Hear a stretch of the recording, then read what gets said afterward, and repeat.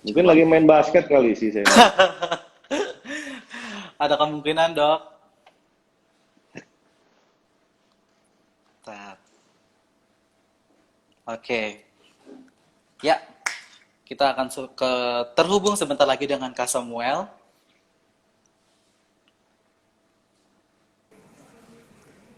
Halo, Nah, hai Kak Hai, Samuel. sore. Sore-sore. sore. Saya dengar loh tadi Apa tuh kamu Sam? ngomong apa, Agusto. Lagi nungguin Kak Samuel. Saya udah ready tuh, cuman Iya, belum udah send request tapi belum di accept sama Agusto. Gitu tadi jadi aku pada lihat. nyariin gua. Ya, banyak fansnya Kak Samuel kan pastinya. Tadi sih Ya aku udah lihat, enggak gitu juga. ya aku tadi udah lihat Kak Samuel tuh udah join. Aduh, nih kita harus ngebahas Emang sesuatu dulu nih. emang nggak mau dipencet dulu dok, kayaknya dok lagi serius Yoi. sama soal syarat kejepit Soal gitu. syarat Ngomong-ngomong Ya. terjepit. salam kenal dulu. Ya, Sam, salam Agusto, kenal Sam. salam Dokter kenal. Ya Harmantia. Sam. Halo. Ya, Kak Samuel apa kabar, sehat nih ya? selalu harus baik dalam kondisi seperti Pandemi kayak ini, gini sekarang ya. ini gitu ya. Tetap jaga protokol kesehatan, tapi ya jangan sampai kita menghalangi aktivitas kita juga gitu kan. Betul, Harus tetap betul. beraktivitas maksudnya, ya Betul. kerjaan, ya terutama berolahraga gitu kan. Ya. Nah, untuk Kak Samuel sendiri, selain selain sibuk di dunia entertain, masih suka olahraga kan ya, Kak ya? Iya, masih olahraga dan terutama di gym dan basket. Gym dan basket. Oke, sih. Nah, Terus mungkin sekarang kan lagi trennya sepeda dan yang lain ya. sebagainya. Kebetulan gue juga eh, bisa bisa melakukan berbagai cabang olahraga, juga sepeda juga, bulu tangkis kadang main juga, boxing oke gitu. Jadi kita inline nih sama tentang syaraf kejepit Cara gitu terjepit ya. ini. Nah, kita kan Mm-mm. membahas tentang olahraga nih. Tadi tadi Dokter Harmantia sempat ngejelasin bahwa gejala-gejalanya itu ada sensorik, motorik, dan otonom. Mungkin Kak Samuel ada yang pernah ngerasain Iya dong, gue gejala-gejala di-update seperti dulu di dong. atas? Itu Boleh, dong gue di-update dulu dong yang soal itu sensorik dan yang lain sebagainya supaya mudeng. boleh, Mudah. boleh. Oke, oke. Dokter silakan. Jadi gini Sam, jadi kan orang tuh selalu kalau agak salah dia mengartikan saraf terjepit. Kadang kita nyeri pinggang saja atau nyeri leher saja langsung, oh lo saraf terjepit lo. Nah, itu sebenarnya kalau misalnya kita mau bilang saraf terjepit, saraf itu terdiri dari satu komponen sensorik, komponen motorik, sama komponen otonom. Nah, kalau kita mau bilang saraf terjepit, harus salah satu atau semua dari ketiga ini. Misalnya, sensorik. Sensorik itu rasa. Jadi misalnya rasa baal, rasa kesemutan, panas, itu bisa menjadi salah satu gejala saraf terjepit. Komponen motorik, misalnya ada kelemahan anggota gerak bagian bawah, misalnya jempolnya lemah, pergelangan kakinya lemah, atau tiba-tiba tangan kita kekuatan genggamnya lemah, itu komponen motorik yang kena. Motorik. Nah, komponen otonom juga bisa kena, misalnya gangguan buang air kecil sama gangguan buang air besar, ngompol atau nggak bisa nahan buang air besar, itu bisa salah satu juga gejala saraf terjepit. Jadi minimal ada salah satu di antara tiga Hmm. komponen itu, gitu Hmm. Sam. Nah, Nah, terus hubungannya sama olahraga dan tidak berolahraga apa dok tentang syaraf kejepit? Apakah yang lebih aktif olahraga yang berpotensi, apa random aja atau Ya, kebiasaan gerak yang salah, ya. bagaimana gitu dok? ya, itu pertanyaan bagus banget Sam. Jadi resiko ya, maksud lo mungkin faktor resiko ya Sam ya. Faktor Ya. resiko kapan orang bisa saraf terjepit. Jadi ada dua hal. Yang satu memang tidak bisa dirubah faktor resikonya. Seperti misalnya genetiknya memang nggak kuat. Jadi bawaannya komponen bantalan sendinya, komponen ototnya itu memang tidak kuat sehingga gampang pecah. Itu satu. Oh, I Atau see. misalnya yang Berarti gen ya dok ya masuknya ya? genetik itu gen. Genetik, oke. Nah, atau misalnya usia kan tidak bisa dirubah lagi, pasti akan bertambah terus ya kan. Semakin kita berusia, semakin kekuatan bantalan sendinya pun itu akan lemah, mau nggak mau. Jadi dua Mau hal nggak itu, mau, oke. nah, dua hal itu udah nggak bisa dirubah. Nah, ada hal faktor resiko yang bisa dirubah, yang berkaitan dengan activity. Oh, Semakin kita high impact, pasti akan semakin high risk untuk saraf terjepitnya. Nah, Saya mau nanya yang kedua dulu dok, yang soal usia. Tapi mm, maksudnya si usia, let's say yang rentan apa dok? 40 plus, Yes. 30 plus, Yes. 50 plus atau Good, gimana? good. Jadi ada Augusto jangan ketawa dong, lu mau bahas apa di Usia. sini maksudnya? Membahas usia. Jangan seneng banget tahu-tahu dia tuh, lu. seneng banget Mentang-mentang dia. gua 40. Oh, nggak sebut angka. Maaf, tadi nggak Iya, sebut angka. nggak apa-apa. Iya, iya. Gimana dok maksudnya Oke. antara iya. Ya, jadi ada dua kategori usia yang paling sering, paling rentan terhadap saraf terjepit. Satu, usia produktif, 25 Oh. until 40, ya, 25 sampai 40 tahun. 40. Kenapa? Ya, itu usia produktif itu sering terkena saraf terjepit, terutama di bagian pinggang, ya, atau leher. Karena kenapa? Karena dia Pinggang pasti atau leher. pegang atau leher. Karena paling sering pada yang kerjanya banyak duduk, misalnya orang-orang kantoran seperti itu kan, office hour, 8 jam, 10 jam dia duduk seharian, itu pinggangnya pasti bermasalah itu seperti itu. Yang kedua, usia yang paling sering di atas 60, itu semua berhubungan dengan proses degeneratif, proses usia, pengapuran, pengeroposan seperti itu. Jadi dua kategori usia itu yang paling sering. Oke, itu yang nomor 2. Yang nomor 3 tadi dokter bilang apa? High impact. High High Nah, impact, maksudnya, ya. tapi kalau dia, misalnya gini dok, misalnya stretchingnya bener, sering kontrol fisioterapi dan cooling down-nya juga bener, itu juga Minimalisir. meminimalisir untuk saraf kejepit atau Ya. random aja dok gitu dok, Enggak. bagaimana? Stretching sama pendinginan yang benar itu nggak ada hubungannya sama saraf terjepit. Itu hubungannya sama cedera ototnya. Jadi kalau misalnya pemanasannya benar, stretchingnya benar, pendinginannya benar, lebih tidak beresiko untuk cedera otot yang. Tapi misalnya pemanasannya nggak benar, itu yang beresiko. Tapi nggak ada hubungannya sama saraf terjepit. Nah, yang oke. olahraga yang bisa meningkatkan resiko saraf terjepit itu misalnya yang high impact seperti yang lo lakuin, basket, ya. Iya, iya basket emang cukup high Nah, impact itu ya. high impact. Apalagi kalau ya pokoknya yang jumping, squatting gitu pasti itu high impact untuk bagian pinggang terutama. Nah, itu Nah resiko. kalau gym dok kan Yes. angkat berat tuh, maksudnya itu iya. berpotensi apa atau, termasuk high impact atau kan Enggak. weight training? Weight training. Oh ya. enggak. Enggak, itu bukan yang high impact. Justru tujuan kita nge-gym itu untuk menguatkan, kalau misalnya kita let's say saraf terjepit bagian pinggang ya. Tujuan nge-gym itu untuk meningkatkan core muscle, abdomen sama back.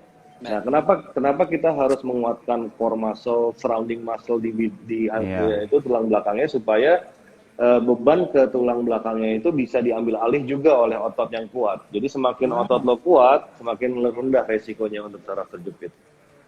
Berarti high impact yang dokter maksud ini adalah tabrakan di udara, Yes. lagi lari di selak orang Yes. terus ketabrak Tabrak. jatuh gitu. Iya, atau salah jatuh, misalnya kita kadang lay up, salah jatuh itu kan bisa berbahaya juga. Oke. Ya, itu high impact-nya. Jadi intinya stretching dan cooling down ini nggak ada hubungannya sama saraf kejepit, tapi kalau kita nggak disiplin di stretching dan cooling down bisa membuat cedera, dan cedera itu yang beresiko untuk saraf kejepit gitu. Iya, cederanya cedera otot. Kalau misalnya stretching Cedera lo otot. stretching lo nggak benar, pendinginan nggak benar, otot lo pasti yang cedera, tapi bukan sarafnya.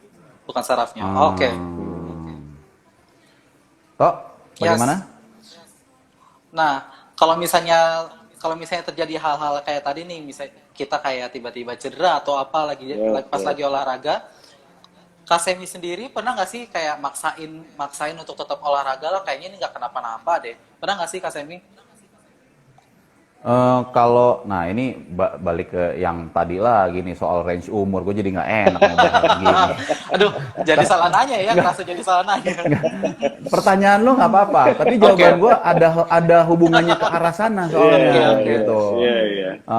Gue nggak tahu lo mancing apa gimana gitu ya. Ya jadi sebelum 30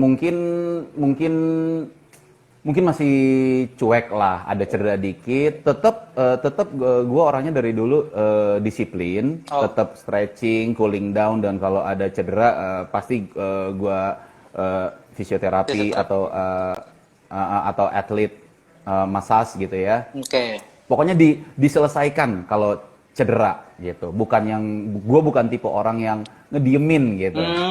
Nah, tapi after 30 itu ya mungkin kayak dokter bilang karena masih nge-gym dan olahraga high impact, jadi lumayan ada banyak keluhan yang tadinya before 30 itu kayak belum gimana-gimana gitu. Ya. Nah pas 30 plus itu udah lumayan ada keluhan, walaupun nggak banyak, nggak berat gitu.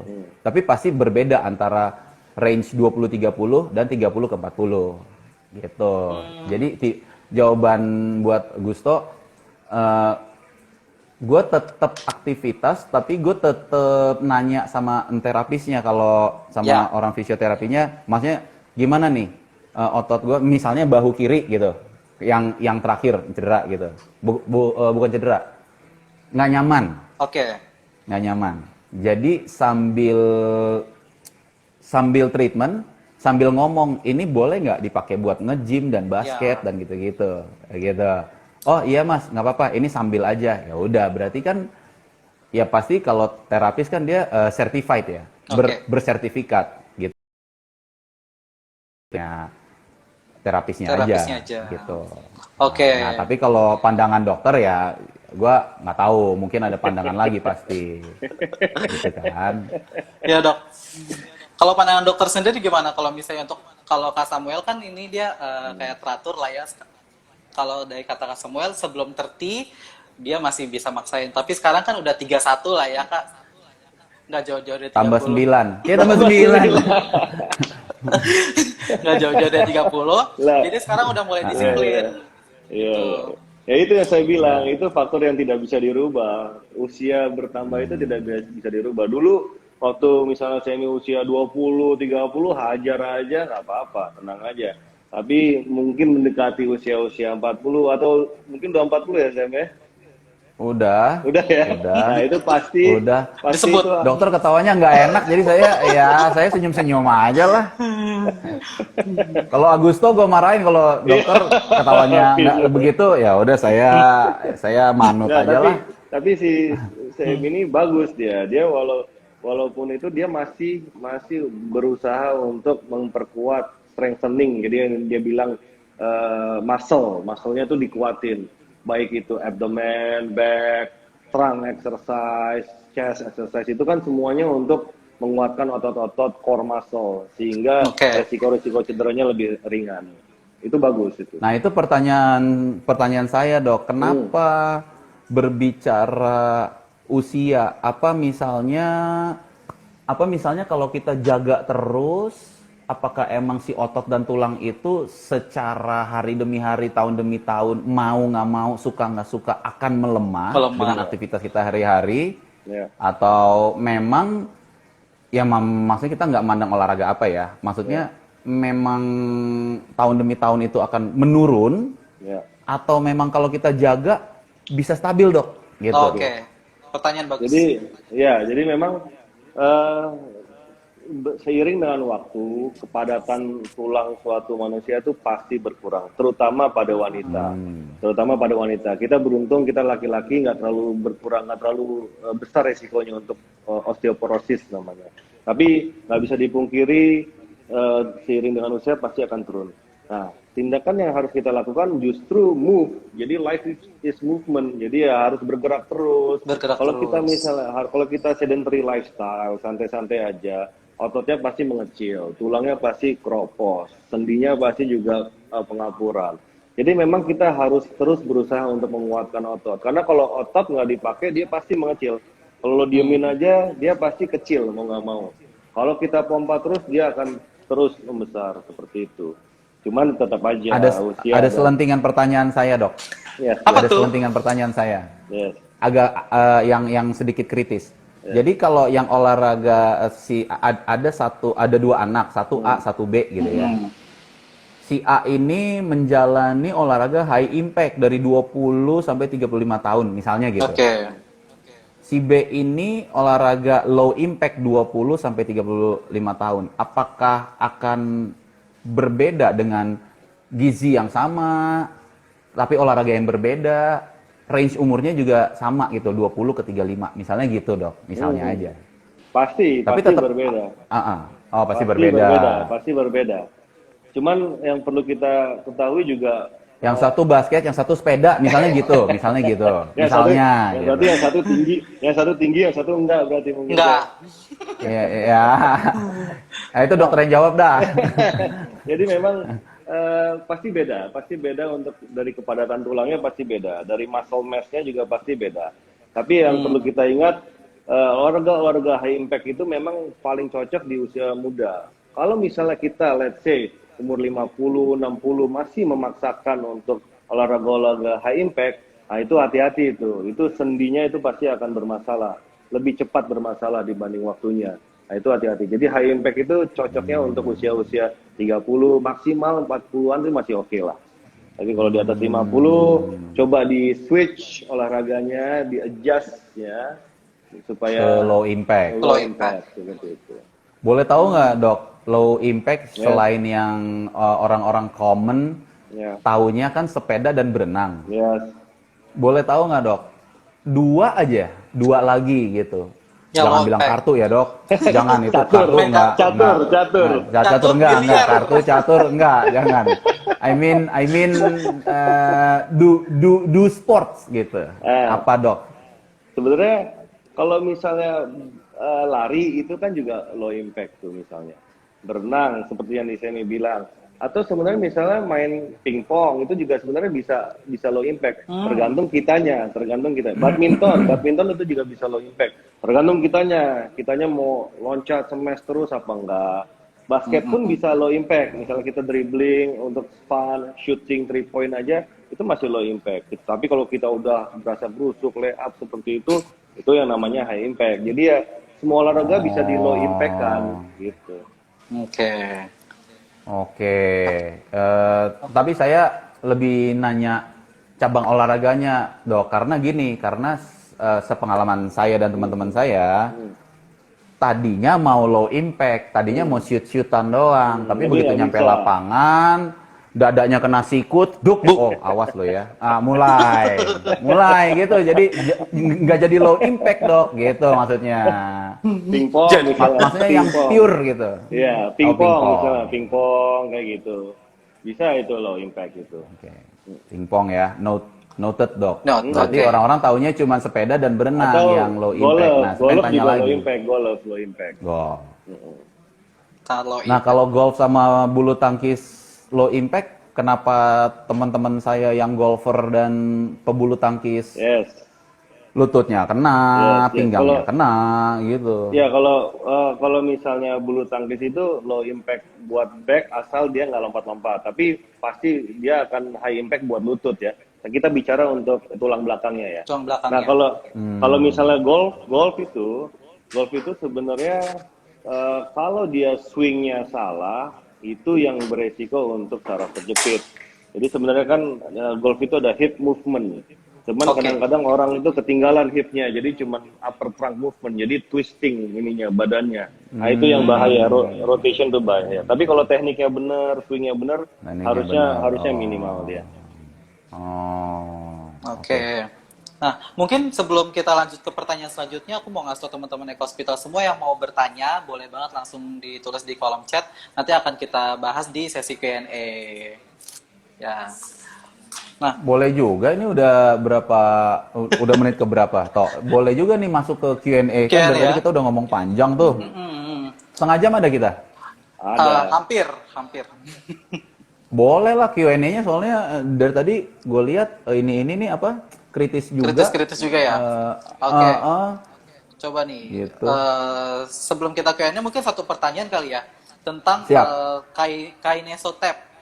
Mungkin Kak Sami juga suka pakai tuh kayak kinesiotap. Yeah. Itu tuh sebenarnya treatment yang bagus nggak sih, Dok, untuk kayak penanganan pertama kalau misalnya kita kayak nyeri-nyeri di punggung gitu? Ya, jadi kinesiotap itu fungsinya adalah dua, untuk untuk membantu otot yang lemah atau sendi yang lemah. Jadi misalnya dia lemah itu bisa membantu untuk biar dia bisa bekerja lebih lama lah si otot itu. Jadi origo insersinya ditahan. Jadi itu untuk membantu otot yang lemah. Atau fungsinya yang kedua adalah untuk melimitasi pergerakan dari otot yang cedera. Jadi misalnya ada cedera otot, sendinya cedera, dia dibantu itu untuk melimitasi supaya otot itu tidak overstretch, supaya sendi itu tidak overstretch seperti itu. Tapi Terus nggak ada apa hubungannya masalah bedanya? kejepit. Nggak ada hubungannya ya. Terus apa bedanya sama tapping dan Ya, orang-orang suka naro ya. kayak koyo gitu, Ya. Dok? Iya. Koyo panas Ini kan berarti. Koyo panas. ya ini kan iya benar, ini kan inline Yes, sama yes. kinesio. Yes. Nah, tapping apa bedanya sama tapping? Ya saya tahu, tapi maksudnya saya pengen nanya aja. Apa bedanya sama tapping dan orang-orang suka naro penghangat lah apa-apalah Ya, gitu. jadi kalau misalnya orang-orang naruh penghangat atau dingin itu sebenarnya untuk menurunkan inflamasi yang terjadi. Ya. Jadi kalau otot itu cedera atau sendi itu cedera, itu pasti dia akan memberikan respon inflamasi.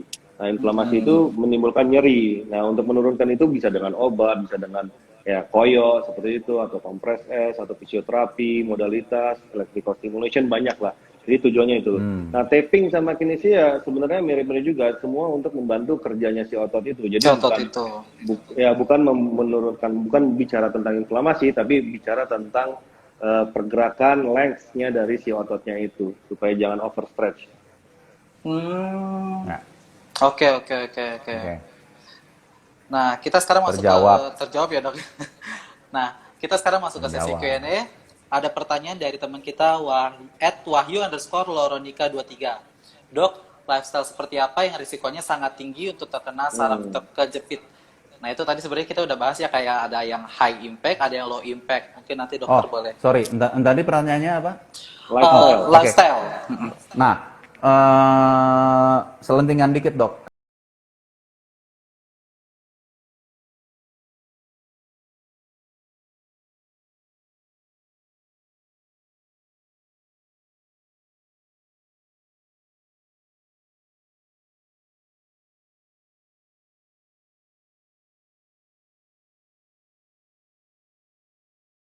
Ini tulang belakang, ada bantalan sendi. Bantalan sendi itu fungsinya sebagai shock breaker ya.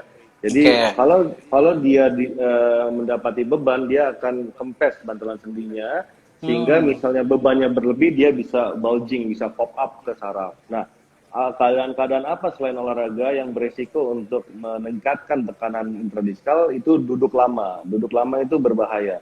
Jadi misalnya kita berdiri dibandingkan kita duduk, saat kita duduk itu 1,5 kali lipat daripada pada saat kita posisi berdiri.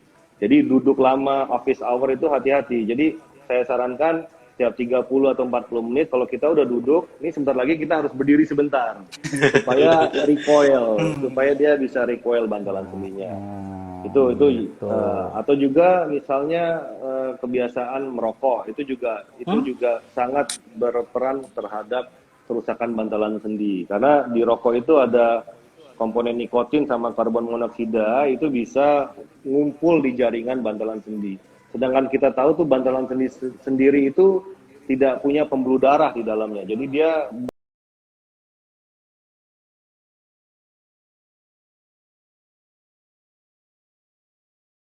Seperti apa, Dok?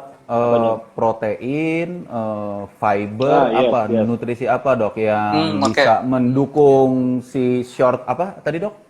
Apanya? Bantalannya sendi. Jadi bantalan sendinya, nukleus pulposusnya di dalamnya, inti bantalan sendinya. Itu protein, komponennya semua majority proteoglikan macam-macam. Jadi lapisan luarnya itu juga kolagen, proteoglikan, terus di dalamnya juga protein. Jadi protein sangat bagus. Nah, tapi sayangnya si bantalan sendi itu tidak punya aliran pembuluh darah ke dalam, cuma di tepi-tepinya aja. Jadi sangat tergantung sama nutrisi yang sehat ya. Kalau misalnya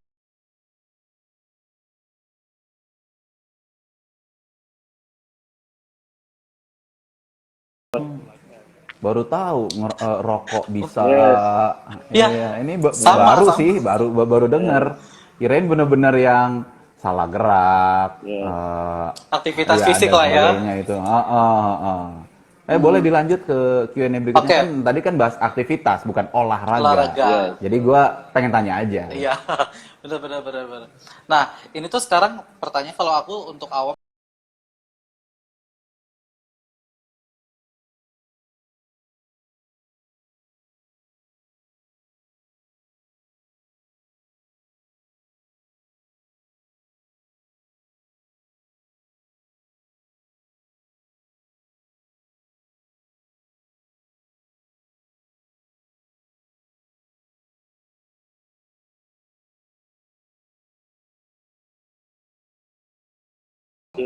HNP L34 sudah dilakukan laminektomi seperti itu kan. Pertanyaannya, apakah bisa timbul kembali HNP-nya? Jawabannya bisa. Jadi angka recurrence rate, Dipakein bahasa awam dok, si ya, HNP HNP. itunya HNP, dok, biar biar Sorry. saraf Jadi terjepit biar ya, Dok? ya, ya. ya. Jadi HNP itu herniated nucleus pulposus. Herniated Oke. itu menonjol. Jadi apapun yang menonjol namanya hernia, ya, herniated. Oh. Menonjol. Ya, nucleus pulposus itu inti dari bantalan sendi. Nucleus pulposus. Jadi kalau inti dari bantalan sendinya menonjol, itu namanya HNP atau herniated nucleus pulposus.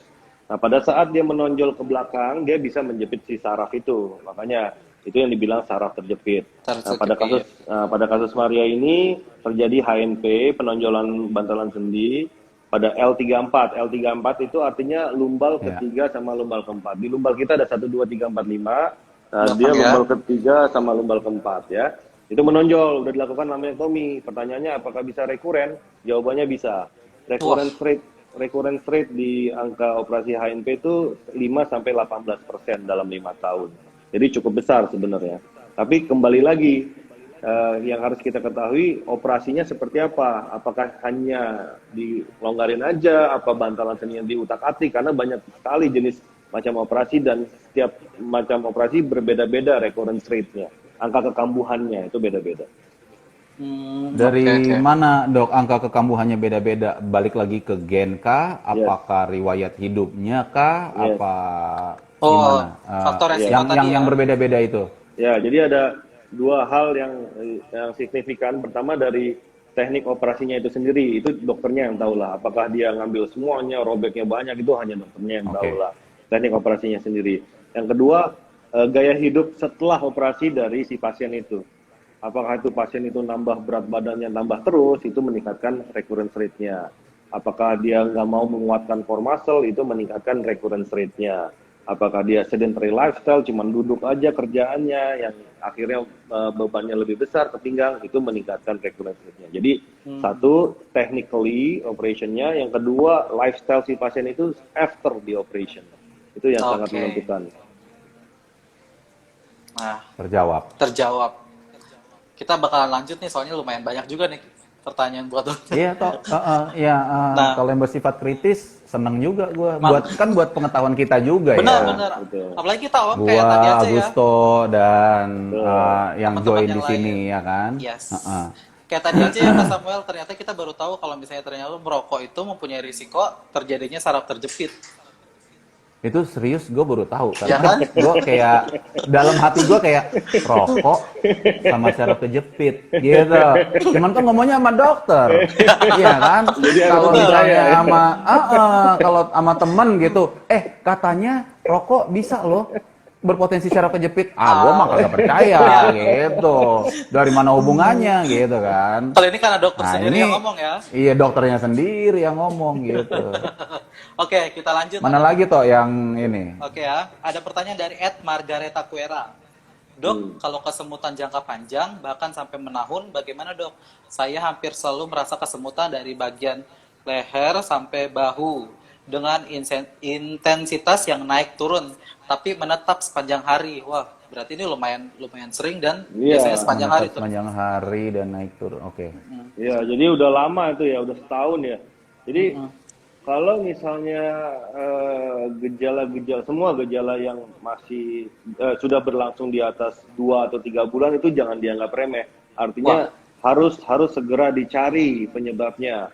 Karena kalau misalnya saraf terjepit yang ringan itu biasanya 80% bisa sembuh tanpa tindakan operasi lah. Dengan obat, dengan bed rest, dengan fisioterapi, akupuntur dan lain sebagainya, dia ada chance 80% bisa sembuh tanpa tindakan Tanpa operasi. operasi. Nah, tapi kalau dia kita harus kasih limit waktu. Nah, misalnya 2 sampai 3 bulan itu kita non operatif. Kalau seandainya kesemutannya sudah berlangsung lebih dari 2 atau 3 bulan, itu harus segera dilakukan pemeriksaan penunjang lainnya, misalnya MRI servikal untuk lebih detail seperti itu, atau cek darah seperti itu. Jadi saran saya untuk itu harusnya dilakukan minimal MRI leher. Jadi supaya kita tahu benar nggak ada saraf terjepit di bagian leher apa enggak. Oke. Jadi Berat.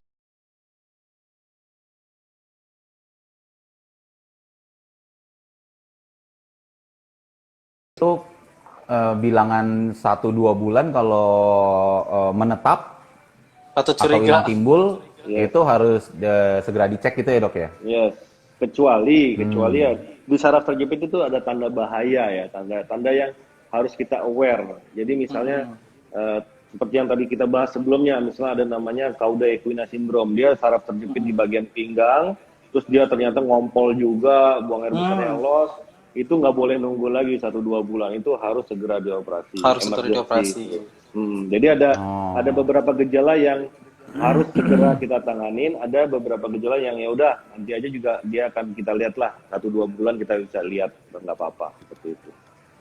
Oke. Dok, Cukup terjawab. selentingan lagi biasa, Yes, Lanjut. selentingan. yes, Silakan. lanjut. Kenapa mostly di pinggang dok?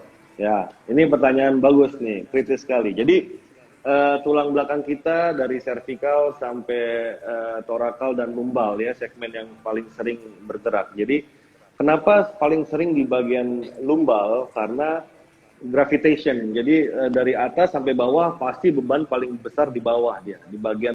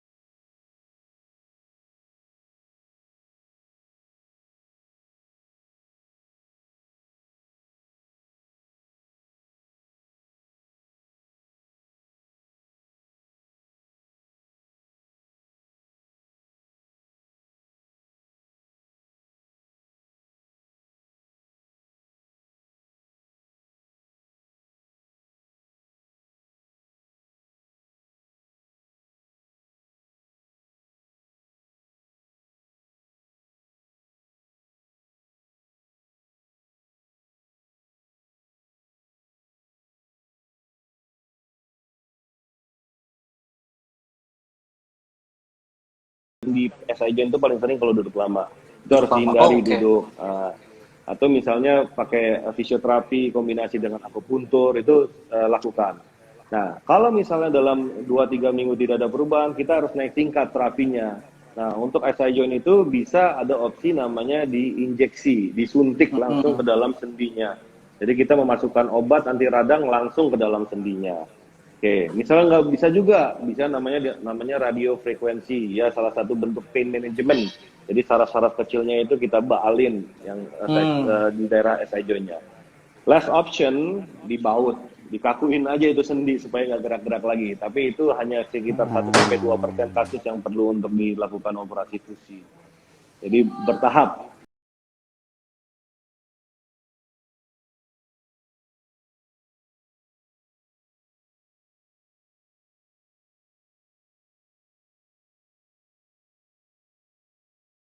Yang orang yang suka orang yang suka squat, lunges, abduction dan lain sebagainya Yes.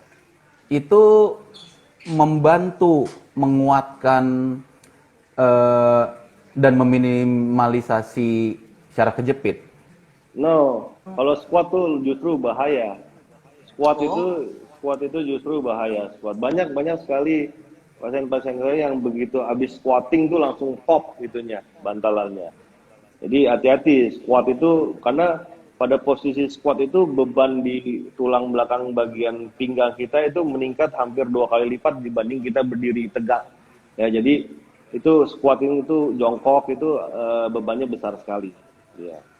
Jadi, dan di itu ada hubungannya dengan SI joint. Jadi paling sering juga pasien-pasien intensitas tinggi untuk squat atau deadlift seperti itu, nah itu dia biasanya kena juga tuh SI joint-nya. Karena salah teknik atau karena bebannya maksa Yes. atau karena memang gerakan gym tersebut yang seperti itu rentan. Gimana, Dok? Iya, ya memang pertama gerakannya memang rentan seperti itu. Cuman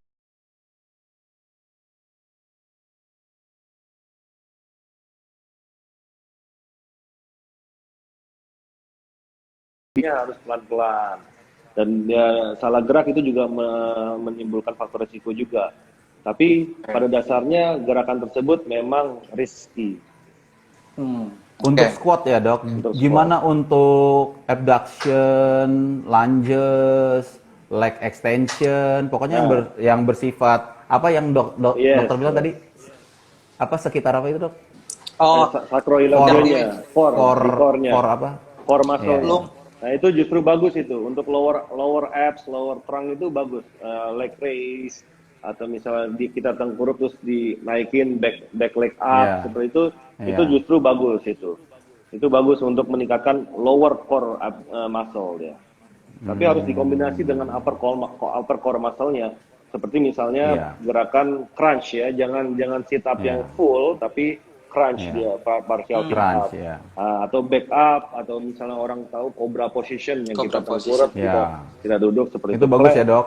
Planking itu bagus banget Plank. itu. Planking bagus banget itu. Oke. Oke. Jadi khusus squat ya, Dok? Ya, squat sekarang untuk saya anak fitness ya. Yes. Oke. Squat dan deadlift. oke. Deadlift juga itu Squat dan hati-hati. deadlift. Ya. Ya. Ternyata itu gerakan-gerakan yang cukup berbahaya sebenarnya. Lanjut, Tok. Lanjut, ada pertanyaan dari @Frank Marpaung. Dok, izin bertanya, ini masih membahas tentang gym tadi ya, Dok ya.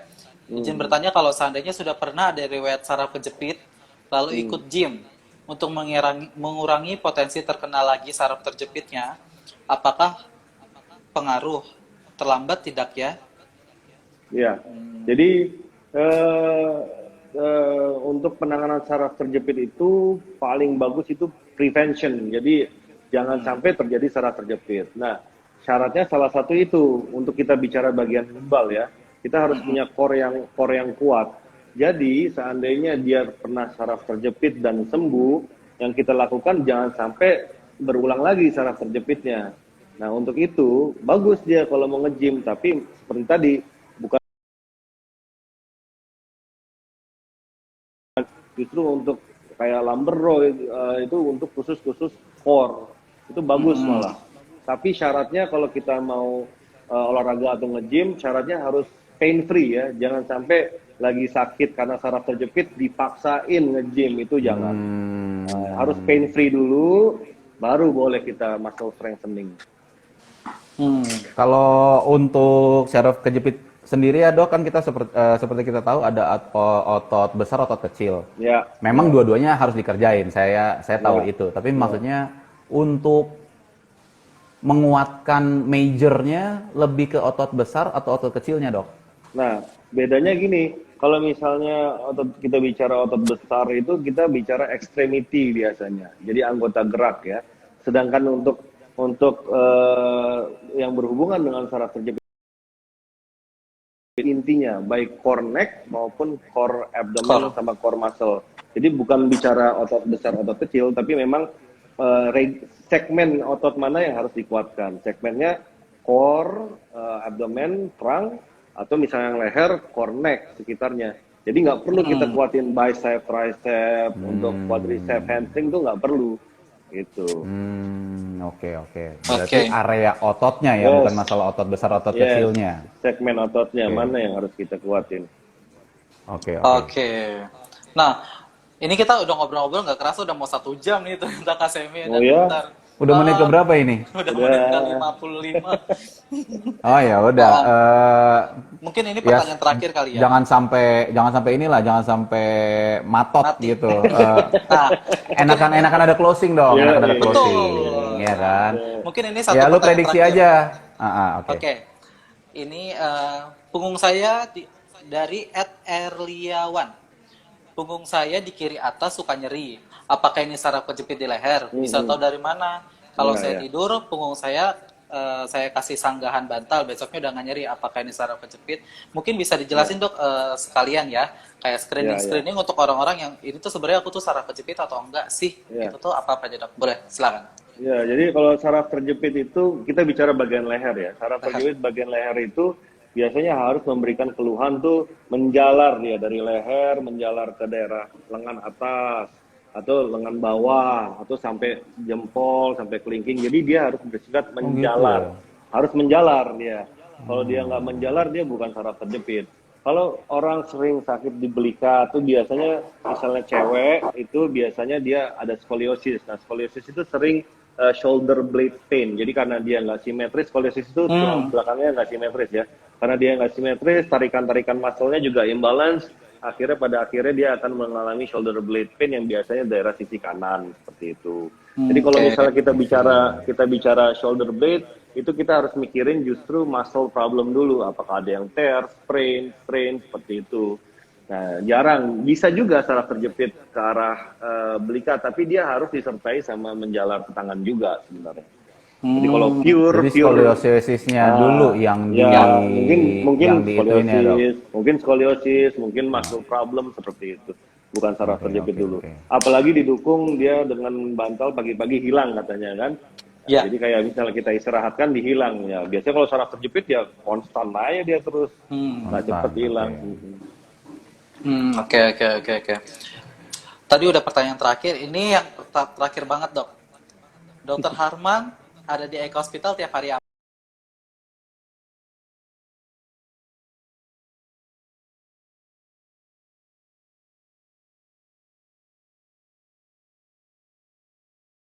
Selasa, Kamis, Jumat, Sabtu. Mau lebih detailnya lagi, lihat buka IG-nya Eka_hospital. Follow, lihat para dokter yang sesuai kebutuhan para pasien masing-masing gitu ya. Betul sekali. Nah, ini kita sekarang kalau misalnya kita mau bahas semua Q&A kayaknya nggak bakal selesai deh dok sampai ntar malam. Nah, mungkin kita langsung aja nih ke closing statement dari Kasemi mungkin.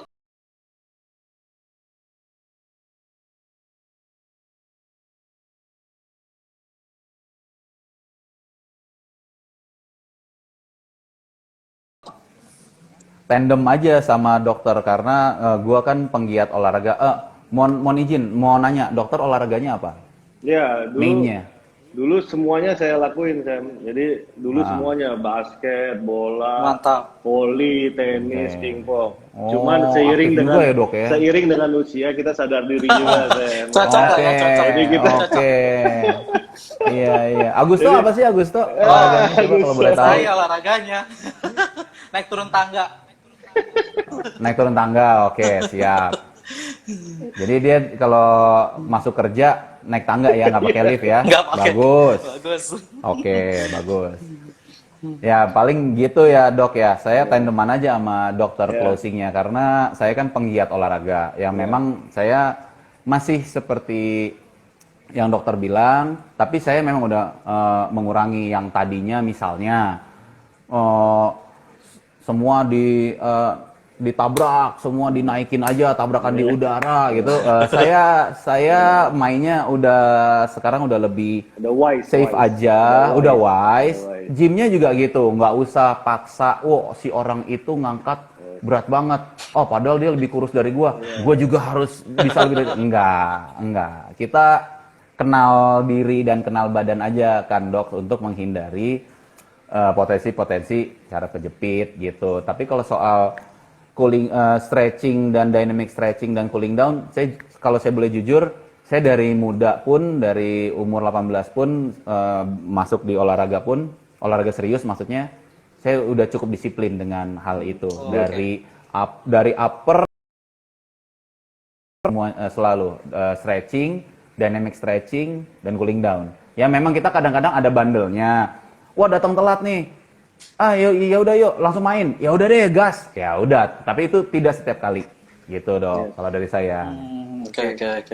Gitu. Mungkin ini ada testimoni dari pasien dokter dari @stefani89. Thanks Dokter Harman. Saya sudah HNP dengan Dokter Harman. Besoknya sudah jangan takut operasi kalau memang sudah harus operasi. Tadinya takut operasi sampai bertahun-tahun, sakitnya ditahan. Akhirnya berani operasi dan ternyata nggak seserem yang dibayangkan. Nah, mungkin masuk ke dalam closing statement Dokter Harmantia.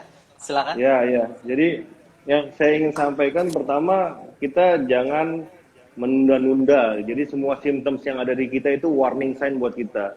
Jadi bolehlah quote on quote nunda-nunda 2-3 bulan boleh. Tapi kalau misalnya udah lebih dari 3 bulan masih sakit, masih bermasalah, langsung segera ke dokter. Jangan ditunda. Karena semakin kita cepat tangani, semakin gampang sembuhnya. Yang kedua, orang sering bilang ini operasi pinggang saraf terjepit nanti lumpuh. Nah itu menurut saya itu hoax yang nggak benar. Karena nggak mungkin ya, saraf-saraf di pinggang itu ya tidak mungkin menyebabkan lumpuh setengah badan yang seperti orang bilang. Kecuali operasi di leher atau operasi punggung gitu, baru ada kemungkinan lumpuh setengah badan. Tapi misalnya operasi tumbal, nggak mungkin lumpuhnya setengah.